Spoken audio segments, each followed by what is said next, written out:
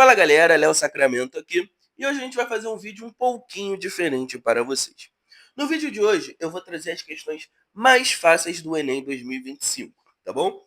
E eu separei questões que, na minha opinião, foram as mais fáceis, obviamente, mas questões que a gente não precisa de um conhecimento formulário, um conhecimento muito abrangente.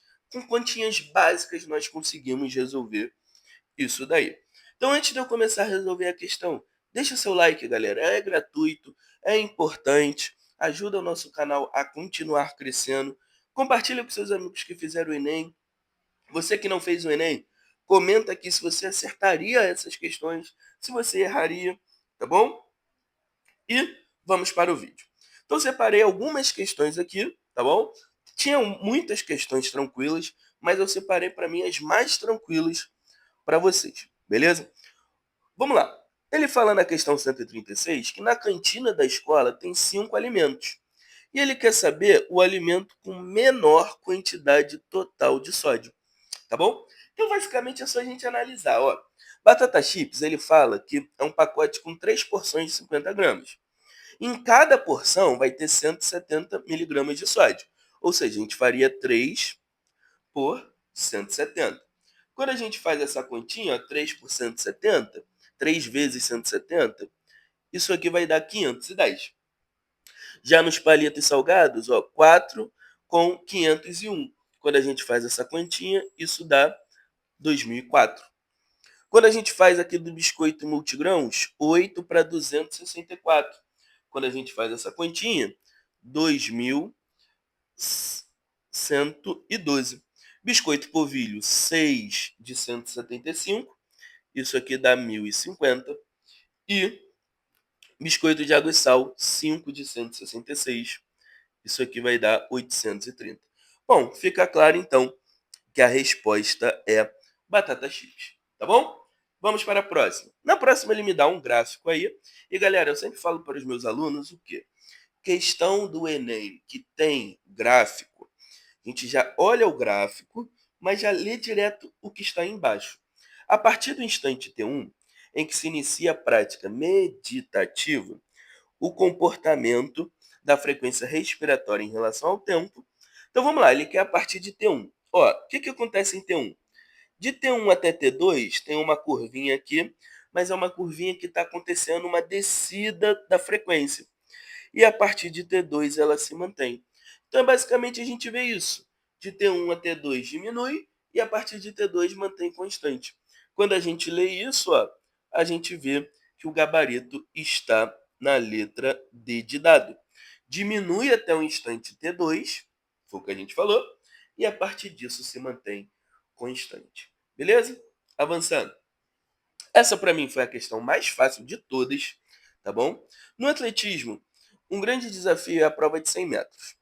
E a sua conclusão tem que ser abaixo da marca de referência de 10 segundos. Em 2009, o jamaicano Usain Bolt estabeleceu uma marca de 9,58. Ele quer saber a diferença, ou seja, ele quer fazer uma conta de menos. Não, uma subtração. 10 menos 9,58. Quando a gente faz essa continha, isso vai dar 0,42 de gabarito, letra B de bola. Galera, a mais fácil de todos. Essa você tinha a obrigação de acertar. Tá bom? Vamos lá. 149. Na 149, ele quer formar um código com 7 dígitos. E esse código vai ser baseado em algumas coisas. Olha aqui. O primeiro dígito indica o andar que o visitante vai, de 1 a 4. Os dois próximos dígitos indicam o setor da empresa que ele vai visitar, que é de 1 a 20. Os 3 dígitos seguintes indicam o número do funcionário da empresa, que é de 001 a 135. E o último, mas não menos importante, indica o horário que ele chegou. Se ele chegou pela manhã é 0 e se ele chegou pela tarde é 1. Então tá, vamos entender aqui a situação dele. Ó.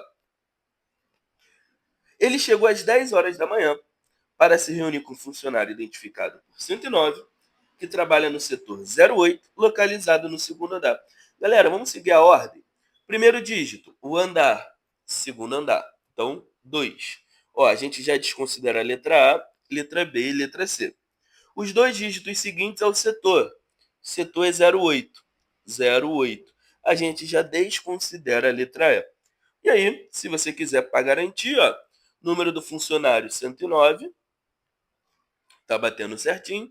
E como ele chegou às 10 horas da manhã, termina em 0, gabarito letra D. Galera, mais uma questão que você não poderia errar por nada. Nada. Tá bom? Tranquilo? Avançando. Essa daqui, ela não é difícil, mas ela precisa de uma interpretação. Só vou dar um zoomzinho aqui para a gente resolver, ó. Bom, como eu falei, de gráfico a gente vai para baixo, mas vamos entender o gráfico. Em 2023, ele deu porcentagem. Já em 2024, ele deu a quantidade por idioma. Para planejar 25, o gerente da escola estimou que o total de matrículas será o mesmo de 24. Observa, ele quer o total. Então, o total vai ser a soma de tudo. Então, ó, 280 com 20 dá 300, 80 com 20 dá 100. Então, somando isso tudo, vai ser 400. Então, ele teve um total de 400 matrículas em 2024. E a distribuição percentual por idioma será igual à registrada em 23. Então, ele vai usar a quantidade de matrículas de 24 com a porcentagem de 23. Ele quer francês de 2025. Então, francês é o verde, 10%. Então, ele quer 10% de 400. Bom, isso daqui vocês já sabem, é 40. Gabarito letra E. Já 152, ó, dei um zoomzinho aqui, é uma questão de escala. E a escala, esse aqui você talvez precisaria ter um mínimo conhecimento, que é o quê? Essa relaçãozinha aqui, ó. Que essa relação ele fala o seguinte, por exemplo, 1 para 100. Ele fala que a cada centímetro que eu fizer no desenho, equivalem a 100 centímetros na vida real. Tá bom? Então, por exemplo, se o desenho tem 9 centímetros, significa que isso, se a gente se transformasse para a vida real, seriam 900 centímetros. Se aqui no número 2 o desenho tem 5 e a escala é 1 para 300, significa que 5 centímetros no desenho equivalem a 1.500 centímetros na vida real. A gente faz com todo mundo e vê. 5 com 600, 3.000. 3 com 700, desculpa. 3 com 700, 2.100. E 2 com 1.000, 2.000. Então, o que tem o maior comprimento é o terceiro, gabarito, letra C. Beleza? Essas duas aqui são questões que são fáceis, mas você precisa ter um mínimo de leitura e conhecimento aí. Legal? Avançando. O cortisol é um hormônio produzido pelas glândulas adrenais e pode ser observado como um importante marcador.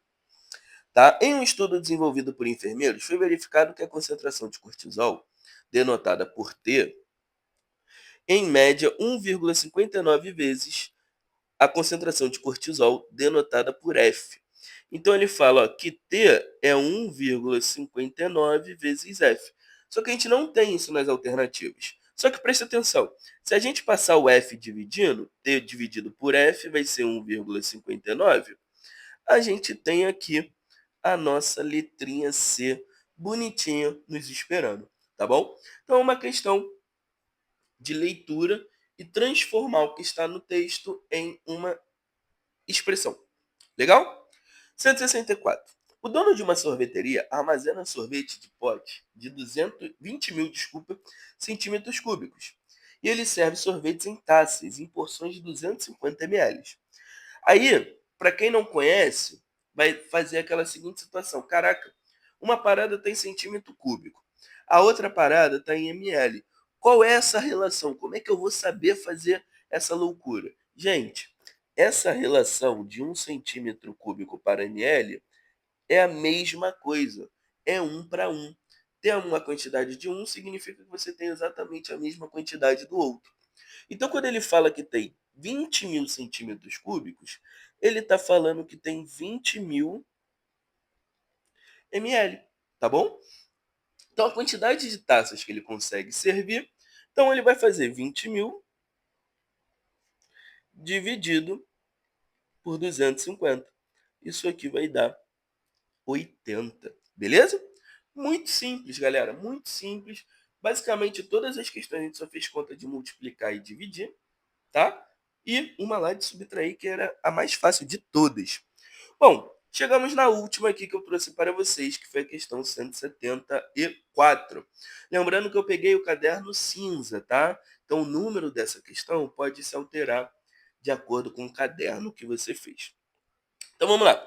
Ao final do campeonato de futebol, foi disputado dois tempos regulamentares de 45 minutos cada.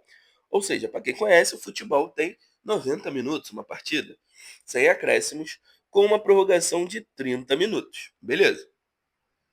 Um jogador entrou no início do segundo tempo com o equipamento para medir a distância percorrida durante a participação do jogo. Então, olha que importante, ele entrou apenas no início do segundo tempo. No início do segundo tempo. E ao final do segundo tempo regulamentar, esse jogador havia percorrido 4,5 quilômetros. Ou seja, em 45 minutos, ele percorreu 4,5 quilômetros. Então, ó, em 45 minutos, ele percorreu 4,5 quilômetros. Galera, já ficou bem nítido aí, né? Que a cada minuto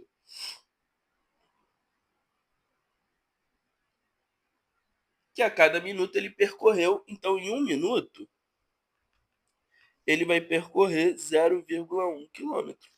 Beleza? Ó, e ele manteve na prorrogação a mesma velocidade. Ou seja, na prorrogação, que foram 30 minutos, ele percorreu 3 quilômetros. Ele quer saber o quanto esse jogador percorreu no total. Então, os 4,5 que ele percorreu no segundo tempo, com os 3 que ele percorreu na prorrogação. Somando isso, a resposta dá 7,5. Beleza, galera? Então, encerramos aqui o nosso vídeo sobre as questões mais fáceis do Enem.